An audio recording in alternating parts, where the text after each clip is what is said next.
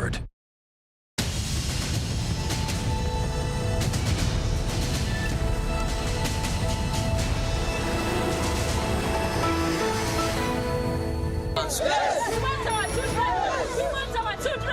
Of all the injustices we've seen protested this year, this just might be a new low for 2020. A mother who simply wants her son back home, taking to the streets after more than 300 boys were kidnapped from their northwest Nigerian school by the Islamic extremist terrorist Boko Haram. The group claims responsibility, citing the students' Western education. 6 years after the kidnapping that launched the campaign to bring back our girls, now our boys. Nowhere to go. The coronavirus is spreading at its most alarming rate yet. Record hospitalizations in some areas are leaving anyone with serious symptoms with fewer options. ICU beds are at a premium, and so is staff, with nurses threatening to go on strike as local governments now weigh renewed lockdown restrictions. Vaccine on the front line. Shipments of the Pfizer vaccine make it into the arms of healthcare workers, and now the Moderna vaccine is close behind. What the FDA is saying about its effectiveness as the health officials tell us what's next in the rollout. The massive winter storm stretching across the country, 60 million people in its 1,000-mile path, up to a foot of snow in some areas, the latest forecast.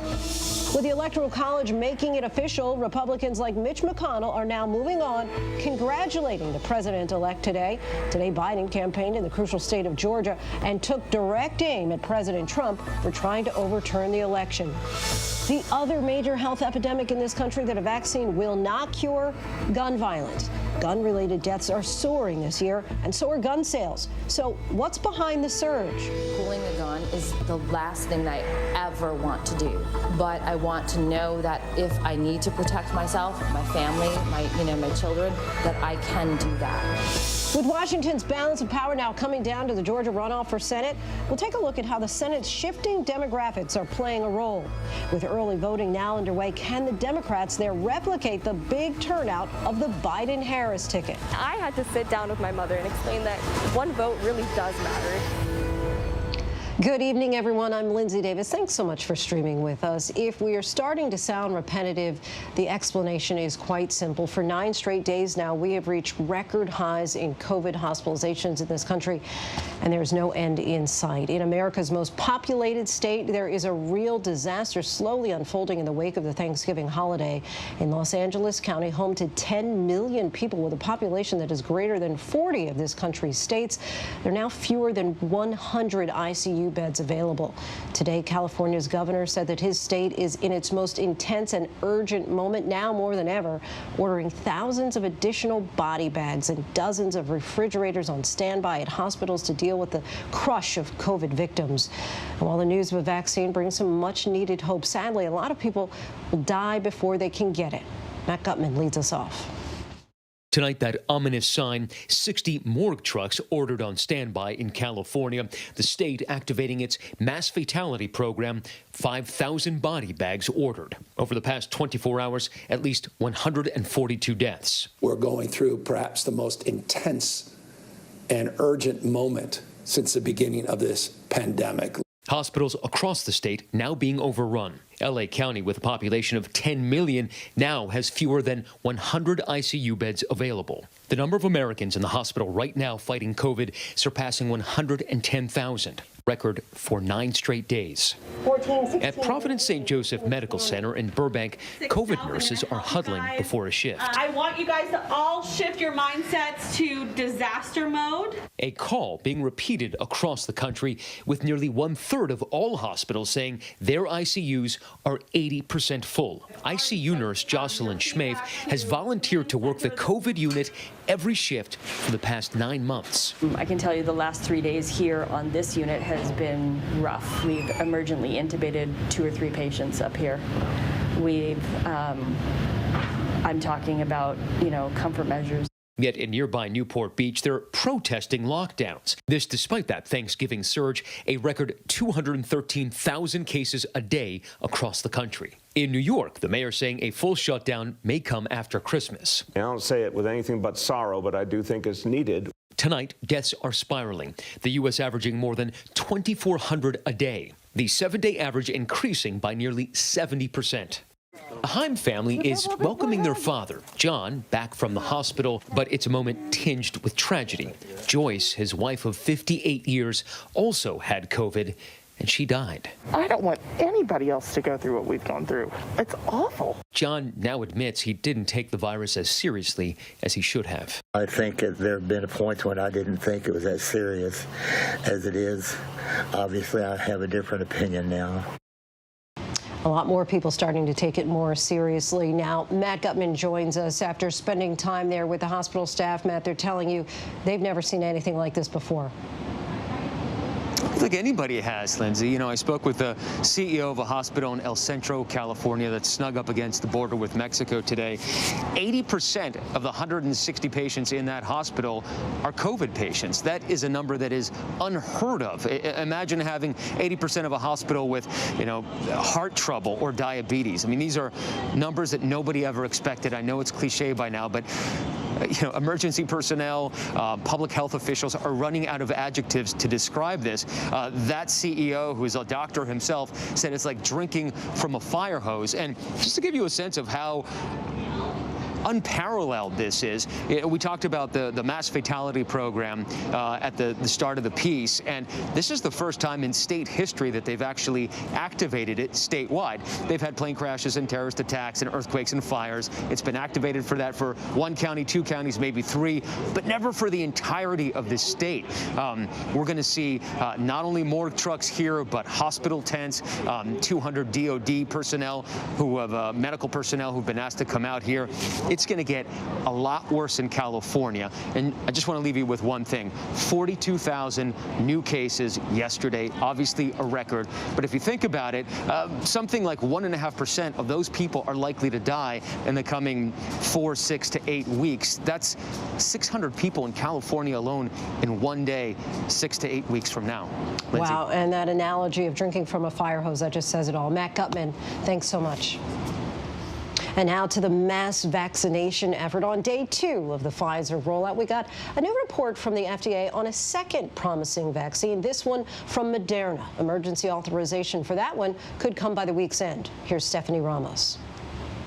Just a day after those historic first shots, supplies arriving at another 425 locations and vaccinations ramping up. It comes amid major news that a second vaccine from Moderna could be authorized by the FDA later this week. The government ready to ship out millions of doses once it gets a green light. We know that we're going to ship just a little bit short of 6 million doses out to the American people, and we're shipping it to 3,285 locations across the country. Early FDA analysis showing Moderna's vaccine is nearly 95% effective and appears to prevent severe disease. Preliminary evidence also suggests the vaccine reduced asymptomatic infection in volunteers by 2/3 after the first shot. Temporary side effects include fever, headache, and fatigue. Neil Browning was one of the first to get 2 doses of the Moderna vaccine in a trial back in March. I've been enrolled now for almost 9 months.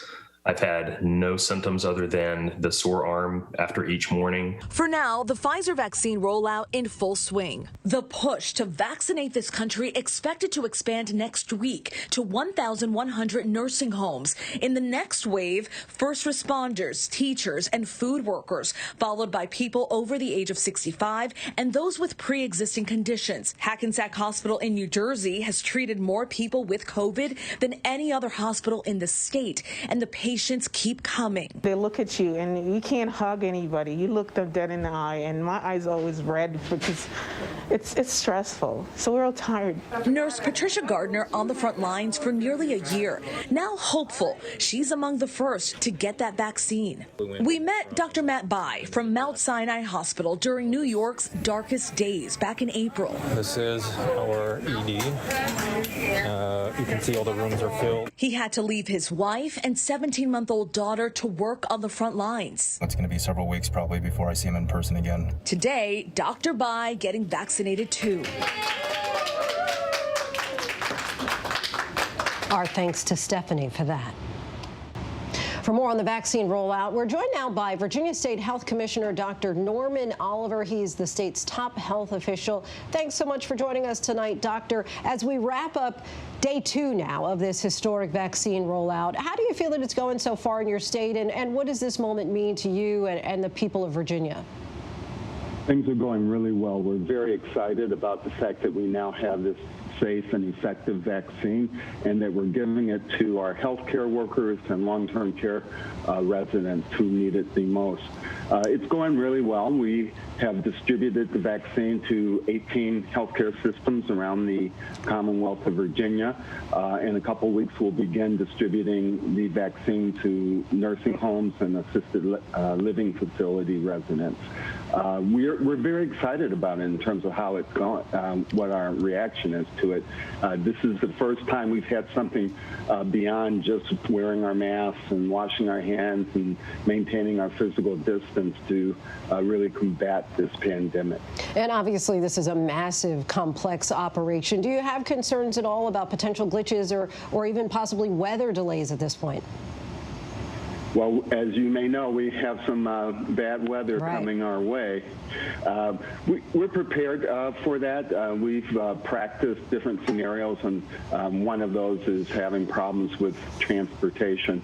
I think that we'll be okay through this week in terms of the weather. You're right. This is a big challenge. We plan over the next 6 to 8 months to vaccinate millions of people with vaccines that require ultra cold storage and they have to be given in 2 doses. But we're prepared. We have the people to do it. We have the information systems to keep track of the people that we're vaccinating, make sure that they come back for their second dose.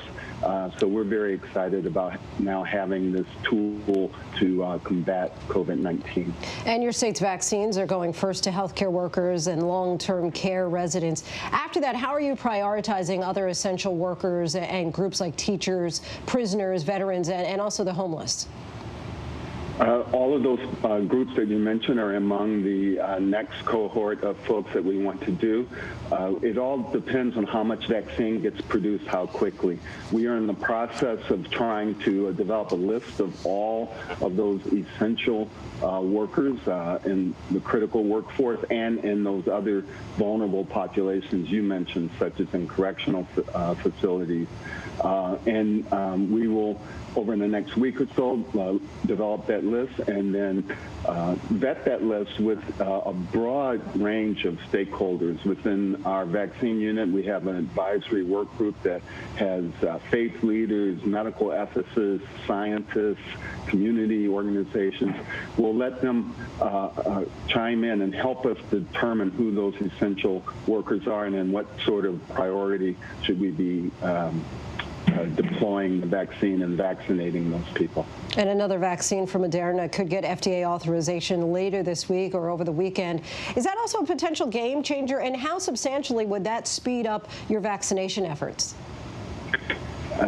We hope that if the Moderna vaccine is approved later on this week, that we would receive another shipment then of Moderna next week, and are planning, if we get that shipment, to then distribute it to 96 sites across the Commonwealth. The 18 that we distributed the Pfizer vaccine to this week, and many more healthcare systems and local health departments will be receiving the Moderna vaccine. And in addition, we'll get another shipment of the Pfizer vaccine next week as well. And Dr. Fauci has said that he hopes that 85% of Americans will get vaccinated and that we'll need at least 75% in order to reach herd immunity. Do you think that you'll see that in Virginia? And when do you predict that the vaccine will be available to everyone there who wants it? We are very confident that we will be able to vaccinate the majority of Virginians with COVID-19 vaccine. In terms of how long it will take, it, again, depends a lot on how quickly the manufacturers can produce the vaccine. With each phase of this vaccine, we expect to be in that phase for a few months. I would suspect that by mid to late summer of next year, we will have vaccinated the majority of Virginians and be in a situation where we can look towards herd immunity. And lastly, you've said that it's a priority that Blacks, Latinos, and other high-risk groups get equitable access to the vaccine. What does that look like, and how will you accomplish that goal? One of the ways that we're doing that is we have really identified where those communities are, and when we get to the point where we are doing mass vaccination sites in local communities, we will make a point of establishing these points of distribution in Black and Latino communities and other marginalized communities throughout the Commonwealth to ensure that they get that vaccine. Dr. Oliver, thanks so much for your time. We appreciate you talking with us tonight. Thank you for having me. Appreciate it very much. Now to President-elect Joe Biden. Today he was in Georgia campaigning for Democrats in those two critical runoff elections to determine control of the Senate. It comes as Senate Majority Leader Mitch McConnell and some fellow Republicans are finally acknowledging Biden's White House win following the Electoral College vote confirming his victory. Here's ABC's Mary Bruce. 42 days after the election, Republican leader Mitch McConnell today finally acknowledged reality. The Electoral College has spoken.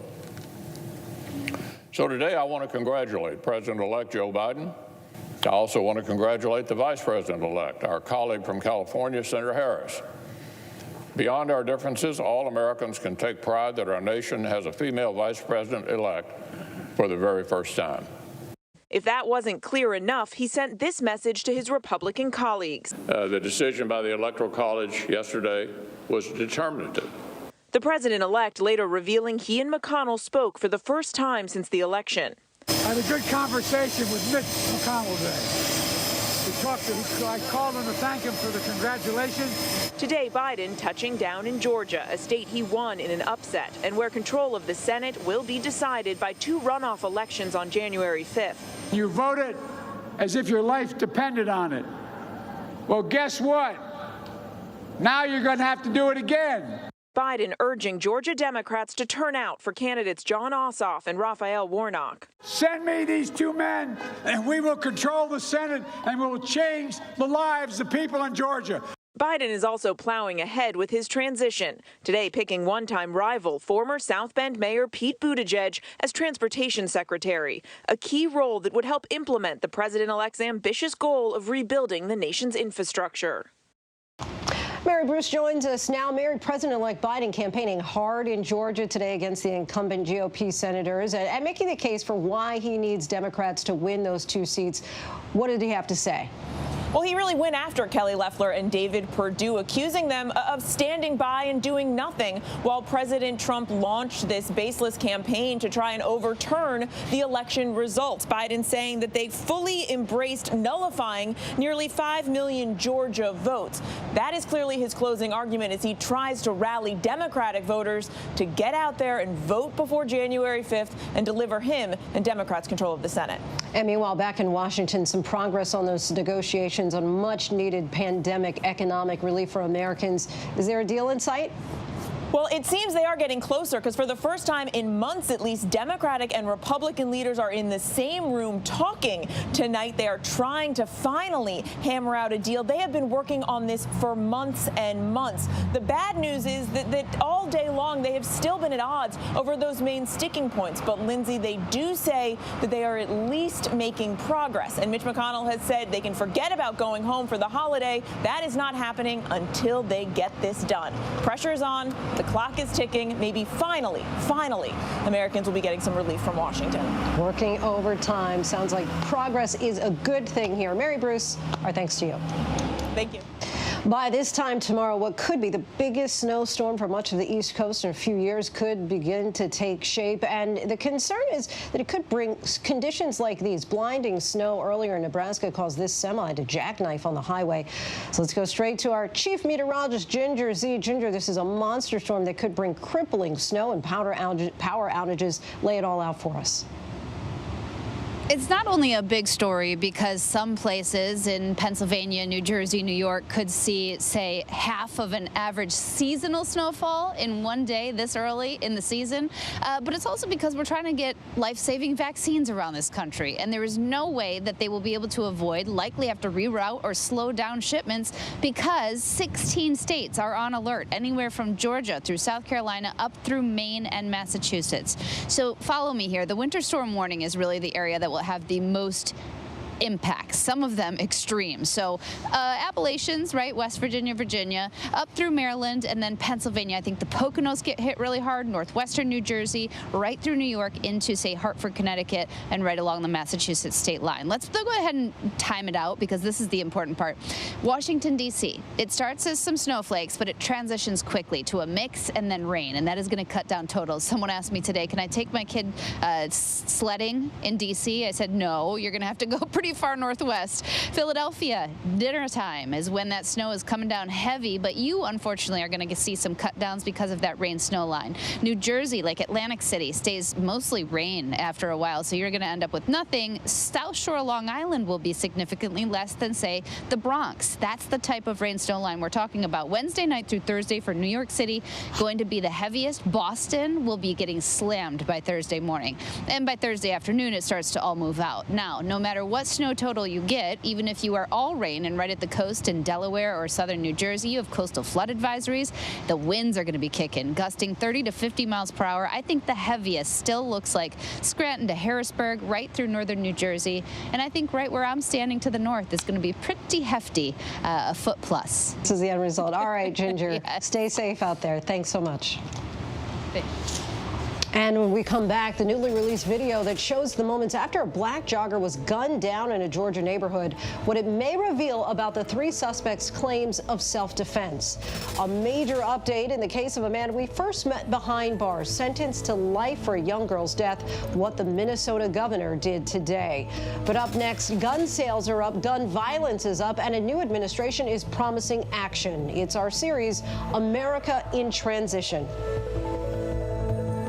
Admit it. These days, what you need to know seems to change, well, like every day. So what is it that you really need to know, want to know, to help you not just get through your day, but make the most of it?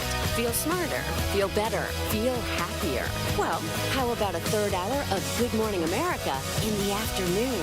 GMA 3, what you need to know. It's all about you. Lunchtime at 1 Eastern, 12 Central and Pacific on ABC. This is going to be so good. The reality is our country can collapse from within. You see the white power movement on the march. Klansmen and neo-Nazis, skinheads, it's meant to incite war. From the KKK to Oklahoma City to Charlottesville, the new documentary event special. We just need to start talking about race. Homegrown hate, the war among us. This is a real wake-up call. Streaming now on ABC News Live. What you're seeing right now, this is part of the eye wall. This procession of migrants goes back 2 miles. There is going to be catastrophic damage. This fire has made a run. You can see those flames shooting up into the sky. We are on the jam-packed red carpet. To the right, guys. So this is the 4th weekend of protests.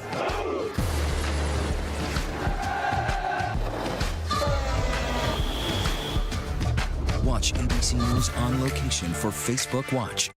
Your mom said, comb your hair. Your dad told you, smarten up.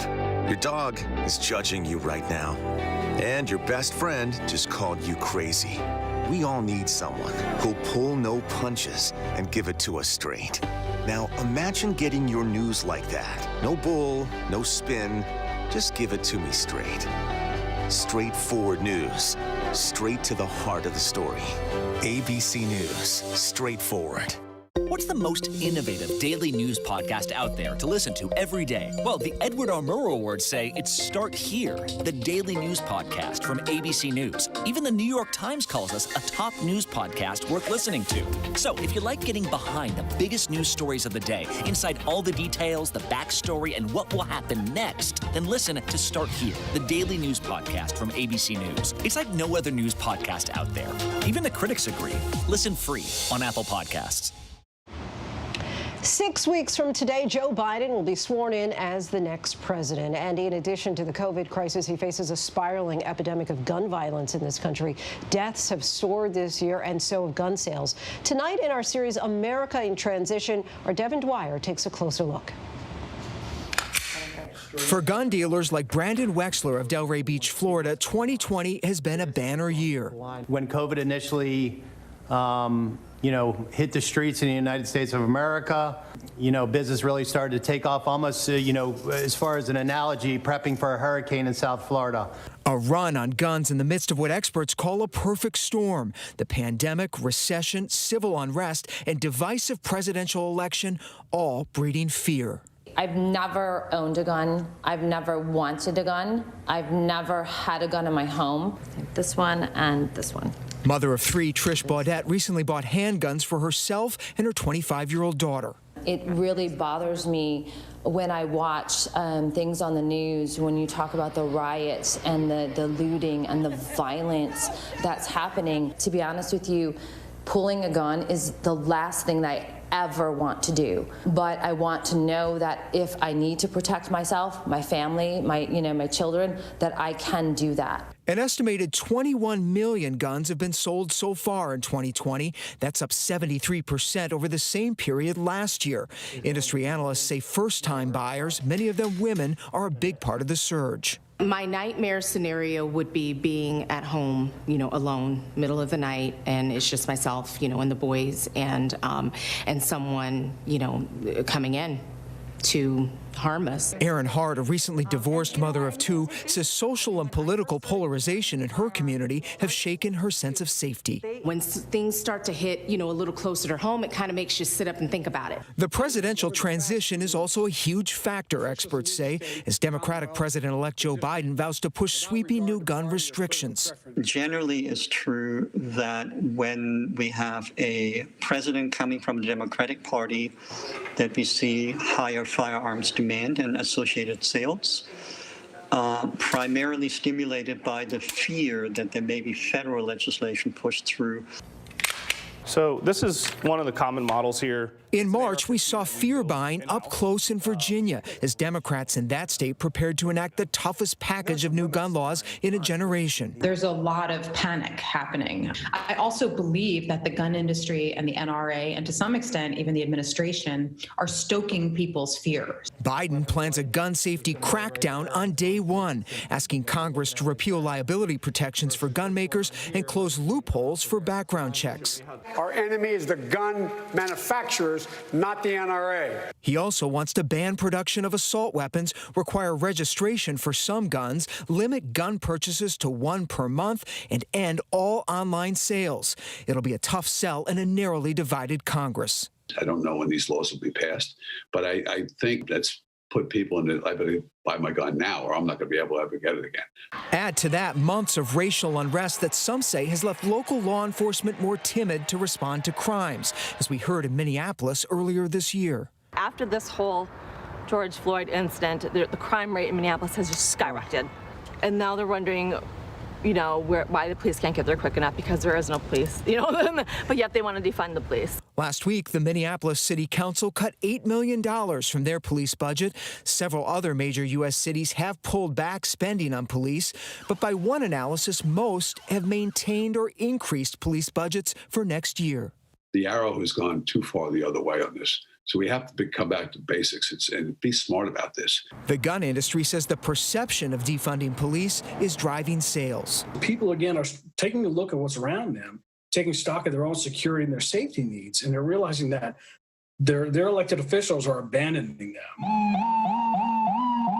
As gun sales surge, so have gun deaths. Already 1,600 more lives lost than last year and climbing by the day. Among the newest victims, 1-year-old Carmelo Duncan of Washington, D.C., killed inside his family's car this month in a drive-by shooting. We're talking about a 1-year-old.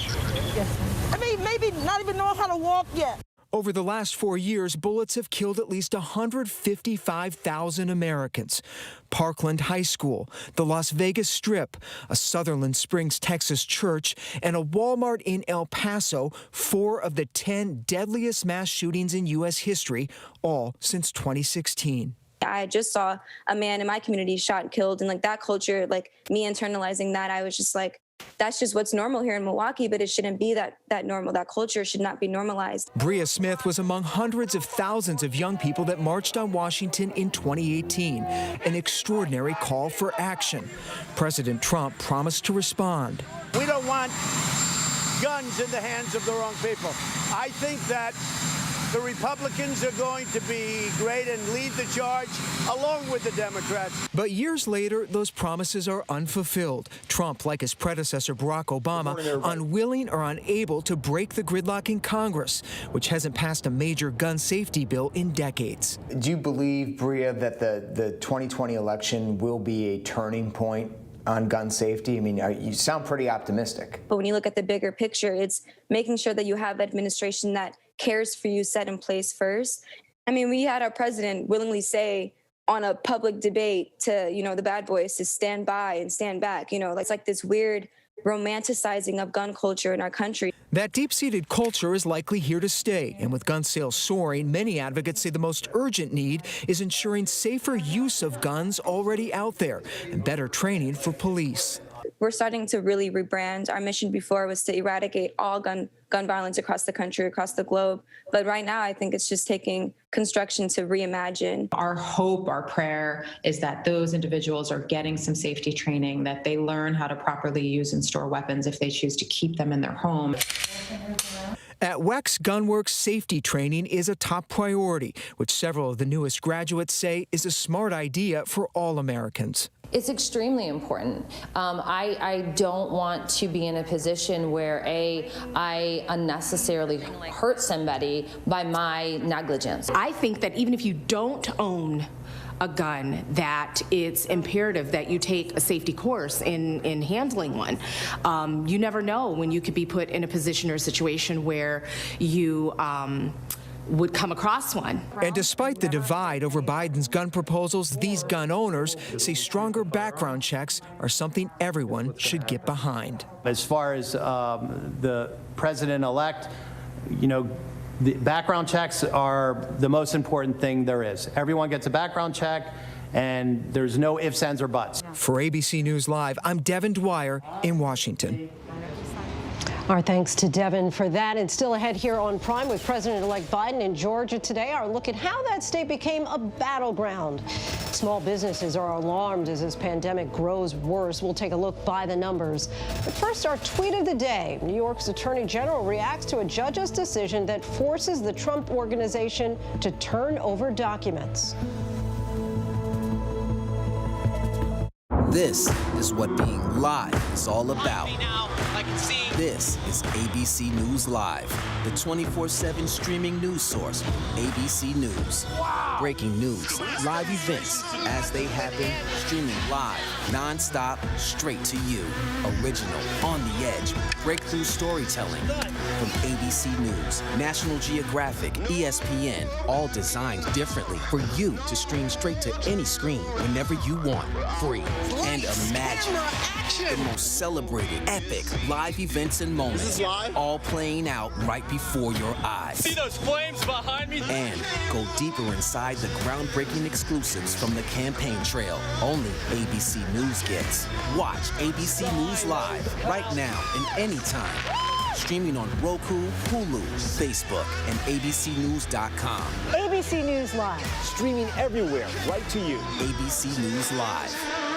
The world may feel out of your control, but your happiness doesn't have to be. Learn the secrets to happiness. Listen to the 10% Happier podcast, free on Apple Podcasts. ABC News honored winner for the second straight year with the Edward R. Murrow Award for Overall Excellence in Television. ABC News, America's #1 news source. This place is all about magic and wonder. That's what it's all about.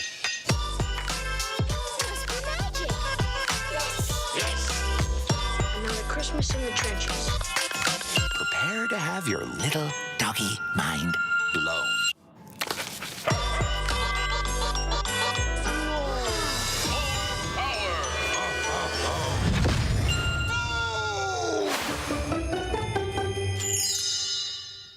I've heard some demented and perverted stories, but this one, true shock. A kidnapping. Suddenly, masked men are in this house. An unthinkable act. If we're not going to get our money, we're going to take something. You're... I thought, am I hearing things? And the one woman who risked her life to bring down her husband. I mean, it's my worst nightmare. Now, his stunning interview. Were you part of mutilating him? Obviously not. The 2020 event, Friday on ABC. This is GMA3, what you need to know. GMA3. A third hour of Good Morning America in the afternoon. It's all about you. Lunchtime on ABC. Welcome back, everybody. And now to the state of small businesses in America. Of course, so many struggling during this pandemic while congressional leaders work to finalize a new COVID relief bill. We take a look by the numbers. 50% of U.S. small businesses say that they can only survive a year or less in the current business climate before having to permanently close, as according to a new report by the Chamber of Commerce. And there's been a 32% drop in total small business revenue since the pandemic began, according to Opportunity Insights.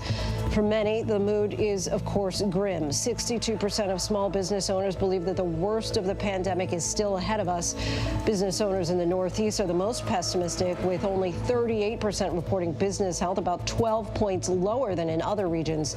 Since the end of May, manufacturers and services firms have become more optimistic about their future revenues, up 11 and 16 points respectively, with retailers a bit more pessimistic.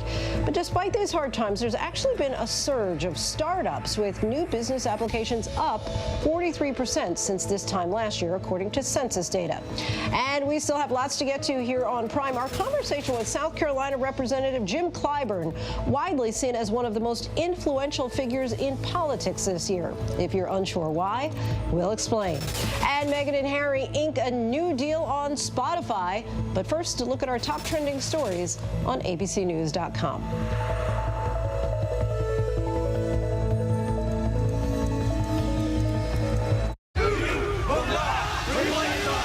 The reality is our country can collapse from within.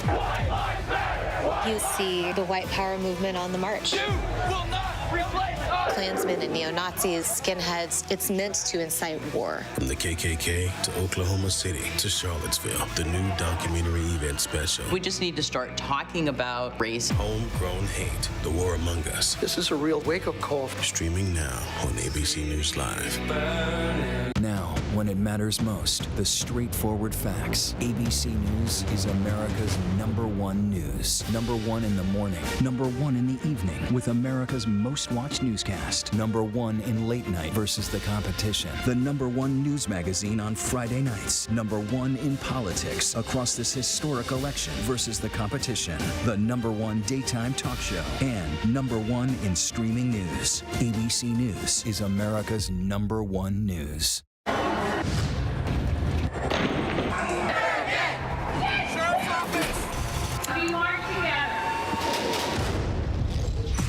The most powerful stories of our time, anytime. Nightline. Friday nights, 9/8 Central. True crime, cinematic, real-life drama, stunning, the unthinkable. Follow the clues. The Hunt. True crime. 2020. Friday nights, 9/8 Central on ABC. Admit it. These days, what you need to know seems to change just about every day. What is it that you really want to know, need to know? To help you not just get through your day, But to make the most of it. Feel smarter. feel better. Feel happier. Well, how about a third hour of Good Morning America in the afternoon? GMA 3, what you need to know. Lunchtime at 1 Eastern, 12 Central and Pacific on ABC. It's all about you. You know, to me, the holidays mean faith, family, and friends. Sharing smiles and sharing love with everyone around you. And sharing cookies. Got to have those cookies. So forgive our manners. From our GMA family, and that includes you because you are part of our family. Here is wishing you a wondrous and joyous, very happy holiday season. Happy holidays, America. The best holiday. Yeah. Happy holidays filled with love and, tell them, Michael. Cookies. Good cookies, too.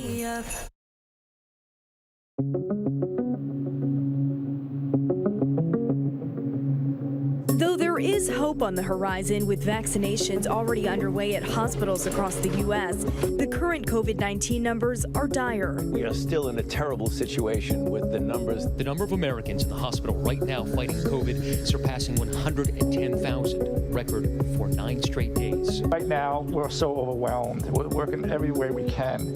Managers, supervisors, nurses, it's just we're all on autopilot at this point. ICU capacity and staffing rapidly dwindling in Southern California. We're going through perhaps the most intense and urgent moment since the beginning of this pandemic. 9 months into the pandemic, a sigh of relief from healthcare workers taking part in the largest vaccination effort in U.S. history.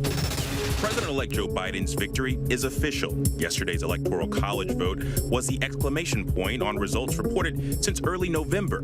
Nearly 6 weeks after Biden was declared the winner of the election, Senate Majority Leader Mitch McConnell acknowledged Biden's election win. The Electoral College has spoken. So today I want to congratulate President-elect Joe Biden. The President-elect is no stranger to the Senate. He's devoted himself to public service for many years. I called him to thank him for the congratulations. Told him, although we disagree on a lot of things, there's things we can work together on. Top Trump advisor Stephen Miller saying this on Fox. In the Constitution is January 20th. So we have more than enough time to right the wrong. I think people are going to be very encouraged to hear what you said, that Mitch McConnell and Joe Biden have spoken. He has acknowledged that he is the president-elect. Yeah. How important do you think that is? I think it's critically important. I applaud Mitch McConnell for talking to Joe Biden today.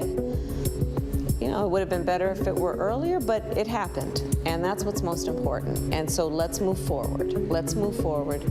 And where we can find common purpose and common ground, let's do that. Let that be our priority. Robin's full interview with the Vice President-elect Kamala Harris tomorrow morning on Good Morning America. All right, guys, everybody's got their weapons up, correct? Newly released body camera footage revealing more insight into the death of Ahmaud Arbery. One of the suspects charged in Arbery's murder, Greg McMichael, speaking to authorities moments after his son Travis fatally shot the unarmed 25-year-old. Arbery's body still in the street. And they start wrestling, and Travis shoots him right in the damn chest. The guy was trying to take the shotgun away from him. William Roddy Bryan, who captured cell phone video of Greg and Travis McMichael chasing Arbery, appearing to tell police about his alleged involvement in the incident. You're a passerby coming through? No, not necessarily. Attorneys for Bryan have insisted he was simply a witness with no direct involvement in the tragic death. But in body camera video, Bryan allegedly telling police he tried to block Arbery with his vehicle. I mean, if the guy would have stopped, you know, I mean, find out what was going on. I mean, this would have never happened. You know, should we have been chasing him? I don't know. The Duke and Duchess of Sussex, perhaps you remember them from long ago, have signed a multi-million-dollar deal with Spotify to host and produce their own podcast. Hi guys, I'm Harry. And I'm Megan. One of the things my husband and I have always talked about is our passion for meeting people and hearing their stories. And no matter what the story, they usually offer you an understanding of where someone else is coming from. Prince Harry and Meghan creating a production company called Archewell Audio that they say will produce programming that uplifts and entertains audiences around the world. That's their words. First release will be a holiday special later this month that features, we're told, stories of hope and compassion from inspirational guests. Now to the Georgia runoff. President-elect Biden spending time there just 3 weeks until the election there. Stars from across the country have also been getting out the vote as organizations rally support from two growing populations. Elwin Lopez reports on how Latinos and Asian Americans are changing longtime perceptions about what and who it takes to win Georgia. The balance of power in Washington now comes down to Georgia. The eyes of America are on us right now. I'm asking you to work. Early voting in the high-stakes runoff for Senate already underway. We have been through a battle, but we are not done yet.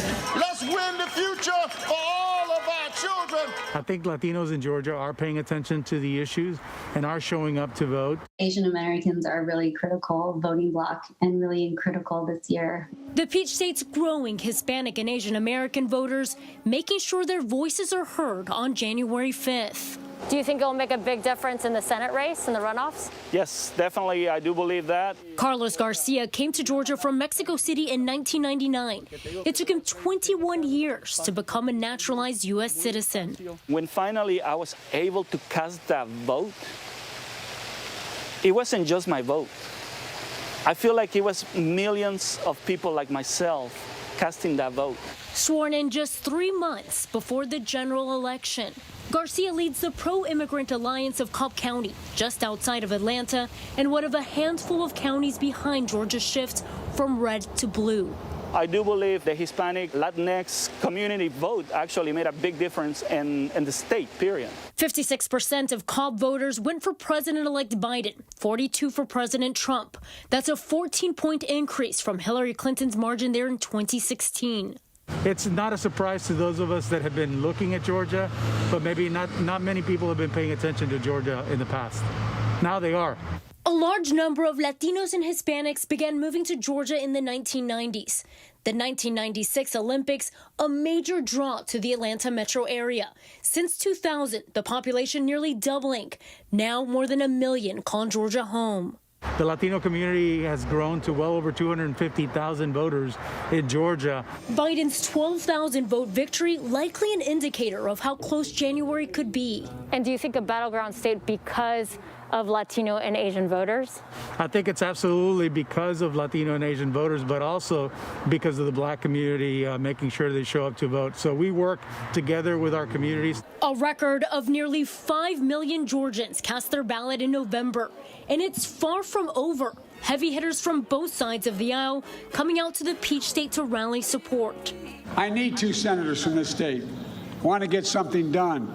Georgia patriots must show up and vote for these two incredible people. Since November, the pool of eligible voters has grown. I would see all the civic unrest, all the racial inequality, all the people being killed and all the COVID deaths and the poor treatment of immigrants on the border. So I just felt powerless. Valerie Ponomarev is Korean American. She was too young to vote in the presidential election, but now she's one of the estimated 23,000 voters since November eligible to register for the high-stakes race. I just registered to vote as soon as humanly possible because I knew I could not miss my chance. I didn't want a single thing to go wrong. Immigration reform, a top priority for this first-time voter. I really like Biden's immigration policies, how he wants immigration reform, and how a blue Senate will support that and let that pass. But just one of the many issues getting Georgians to turn out to the polls. My dad started this business 30 years ago. They came with nothing. The virus crippling small businesses like this one in the heart of Atlanta's multicultural Buford Highway. Its business down by 60%. I feel like as a small local businesses, we didn't get as much assistance as we could have had. Ching Xia says her family's restaurant not only took a financial hit, but became the target of racist calls. When the xenophobia started, we got phone calls, pranking calls. We got a few calls like harassing us, just like even cussing or profanity about like, do your employee have coronavirus? Asian Americans make up 4% of the Peach State's population. Nonpartisan Asian Americans Advancing Justice is working to ensure this growing population has the resources they need. There's only one county that has in language, any Asian language for sample ballots or information, which is in Korean in DeKalb. Stephanie Cho says she's working to get interpreters to the polls. We're building that community of folks that want to do civic engagement work, and not just for, the runoff and candidates. It's actually to make Georgia a better place. I had to sit down with my mother and explain that one vote really does matter. This teen is still in school, but with the balance of power in Washington on the line, the first-time voter is the one offering the lesson on civic engagement. I just want to mention that if you did register to vote, please, please, please show up at the polls, because every vote matters in this election. So much at stake in those Georgia Senate races. Our thanks to Elwyn Lopez for that report. Few people have had a greater impact on politics in 2020 than our next guest, Democratic Congressman James Clyburn of South Carolina. He's been called the kingmaker for Joe Biden's 2020 campaign, with Clyburn's critical endorsement in the South Carolina primary, helping to propel Biden to the Democratic nomination and in just a few short weeks into the White House. Congressman Clyburn, thanks so much for joining us tonight. Well, thank you very much for having me. Now, you famously helped turn out the African-American vote for Biden last February, days before the South Carolina primary, with the words, quote, "We know Joe, but more importantly, Joe knows us." Did you ever imagine that those words would potentially have the impact that they did in changing the trajectory of the presidential race and ultimately the direction of this country? No, I did not. But, my late wife spoke to me about Joe weeks before she passed away, and it was right after my fish fry. And she said to me back then, our best chances of winning is to have Joe Biden as our nominee. And that stayed with me. And though she passed away 6 months before the South Carolina primary, another encounter with an African-American lady in the rural church there in Richland County, and when she said to me that I needed to speak to the community needed to hear from me about Joe Biden. And so I was surprised that it turned out the way it did, but looking back on it, I was born and raised in Boston, so it may have been divine intervention. Yesterday, President-elect Biden reached that crucial milestone with the Electoral College certifying his win. But what's your take now on the more than 60% of House GOP members who signed on to that failed Texas lawsuit seeking to overturn the results of the election? What does that mean for how Washington will function in the months ahead, especially if these members or President Trump supporters continue to cast doubt on Biden's victory? Well, I would hope that these men and women would really get in touch with reality. This is a great country. It has not always been great to me or my forebears, but it is the best thing going in the world today. And we ought not do anything to bring any kind of a disdain upon the future of this country. And so I would hope that they will put this behind them, come together, see what we can do to make this country a better place for all of our children and grandchildren. It is just amazing to me that you would ask the highest court in this land to install an autocrat. And that's what they were doing. Just throw the election out and install a failed candidate as an autocrat. I never thought I would see that. And I hope that that's just an anomaly that we will get beyond. And you say you hope, obviously different from you believe. Do you think that will be the outcome, or you're just hoping for the best outcome? I'm just hoping for the best outcome. These are human beings, and I know how frail human beings can sometimes be. And you've certainly been outspoken in recent weeks calling for more racial diversity in the upper ranks of the Biden cabinet. We've seen that with some of the latest nominations, but we've also seen many appointments that are individuals who served in the Obama administration and few progressive voices. Has the Biden team done enough to bring the party's full diversity, including ideological diversity, into this cabinet? Who else would you like to see be a part of his team?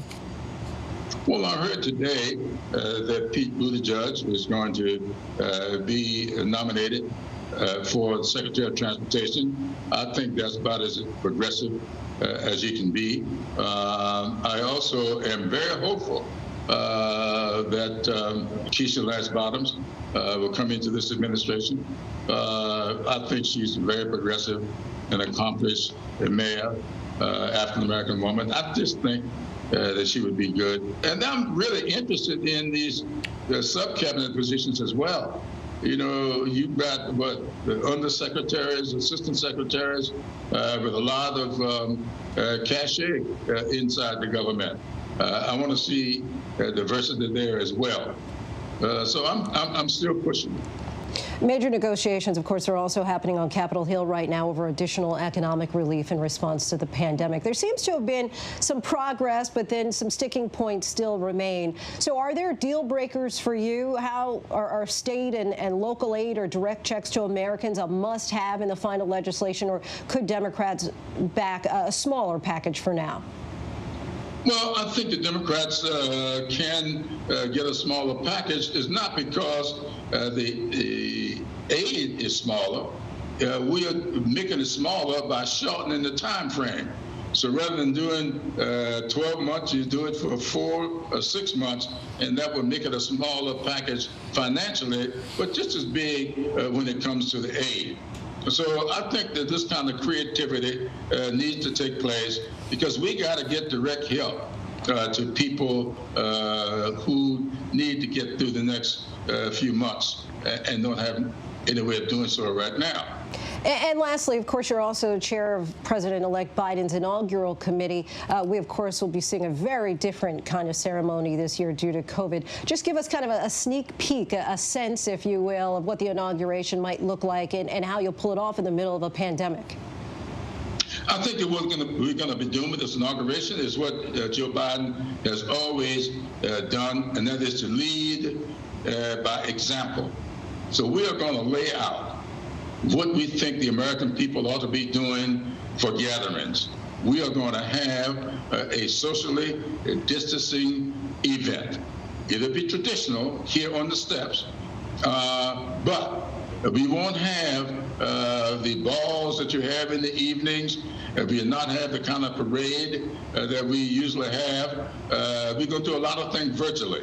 I think that those people who looked at our national convention, which I thought was just an incredible production, is going to be something like that.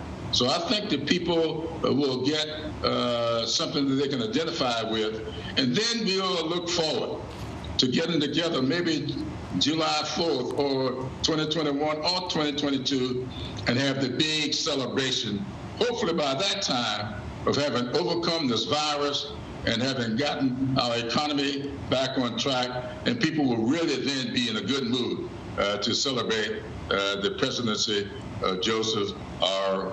Biden. Thank you so much for your time. An honor to talk to you, Congressman Clyburn. Appreciate having you coming on the show. Thank you very much. A dramatic development in the case of Mayan Burrell. He was sentenced to life in prison for the killing of a young girl in 2002. The Minnesota Pardons Board commuted his sentence and granted his immediate release. Now, this comes after a panel of national experts called the prosecution flawed and said that they dismissed evidence that could have exonerated Burrell. He maintained his innocence when we spoke to him back in February. The case received national attention after Democratic presidential candidate Amy Klobuchar used it as an example of her tough-on-crime record.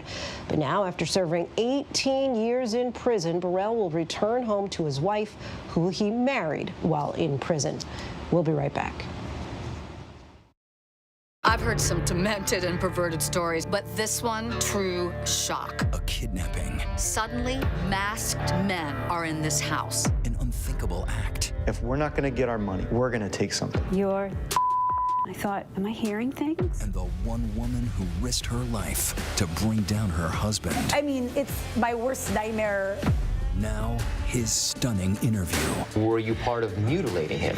Obviously not. The 2020 event, Friday on ABC. Admit it. These days, what you need to know seems to change just about every day. What is it that you really want to know, need to know? To help you not just get through your day, but to make the most of it. Feel smarter. Feel better. Feel happier. Well, how about a third hour of Good Morning America in the afternoon? GMA 3, what you need to know. Lunchtime at 1 Eastern, 12 Central and Pacific on ABC. It's all about you. What you're seeing right now, this is part of the eye wall. This procession of migrants goes back 2 miles. There is going to be catastrophic damage. This fire has made a run. You can see those flames shooting up into the sky. We are on the jam-packed red carpet. To the right, guys. So this is the 4th weekend of protest.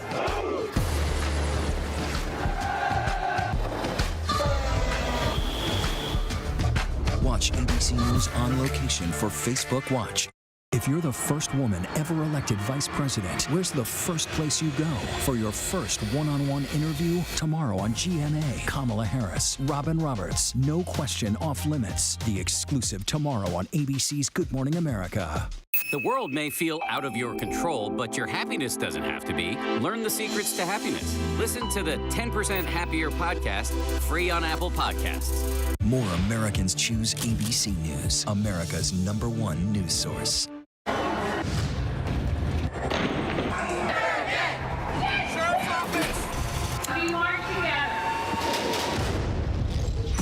The most powerful stories of our time, anytime. Nightline. And before we go tonight, our image of the day. Take a look at this beach filled with sea foam.